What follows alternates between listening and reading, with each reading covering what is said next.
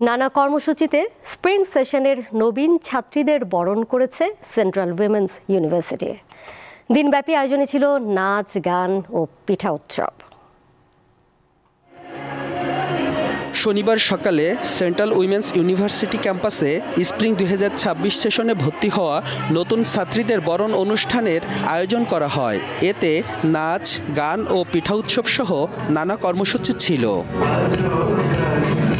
সাংস্কৃতিক পরিবেশনার মধ্য দিয়ে শুরু হয় অনুষ্ঠান। নতুন শিক্ষার্থী ও অভিভাবকদের আনন্দ ছড়িয়ে পড়ে পুরো ক্যাম্পাসে। এই সময় আমরা সব একসাথে হই, অনেক মজা করি। ট্রেডিশনগুলো যাতে হারিয়ে না যায়, এটার জন্য সেন্ট্রাল উইমেন্স ইউনিভার্সিটি সবসময় সব ধরনের প্রোগ্রাম অ্যারেঞ্জ করে থাকে। এরকম একটু উৎসবমুখর পরিবেশ আসলে আমাদেরকে পড়াশোনার প্রতি আরো বেশি উজ্জীবিত করে। কর্মসূচি উদ্বোধন করেন ব্র্যাক বিশ্ববিদ্যালয়ের সিএসি বিভাগের distinguished professor doctor Mohammad Kaykobad. Central women's ইউনিভার্সিটির ভাইস চ্যান্সেলর ডক্টর পারভিন হাসানের সভাপতিত্বে অনুষ্ঠানে অন্যান্যের মধ্যে বক্তব্য রাখেন সেন্ট্রাল উইমেন্স ইউনিভার্সিটি ট্রাস্টি বোর্ডের চেয়ারম্যান কাজী জাহেদুল হাসান।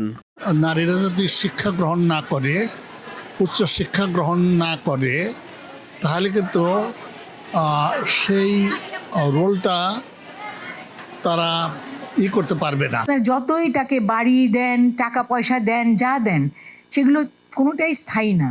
কিন্তু এই যে একটা ডিগ্রি তার কাছে থাকবে, এইটা কিন্তু তার সবচেয়ে মূল্যবান সম্পদ। প্রথম দিকে যেসব বেসরকারি বিশ্ববিদ্যালয়ে শুরু হয়, তার মধ্যে একটি বেগজাদি মাহমুদা নাসির, ইনি একজন মহিয়সী নারী ছিলেন। শিক্ষাকে তার জীবনের ব্রত হিসাবে নিয়েছিলেন এবং তার উদ্যোগে এই বিশ্ববিদ্যালয় প্রতিষ্ঠিত হয়।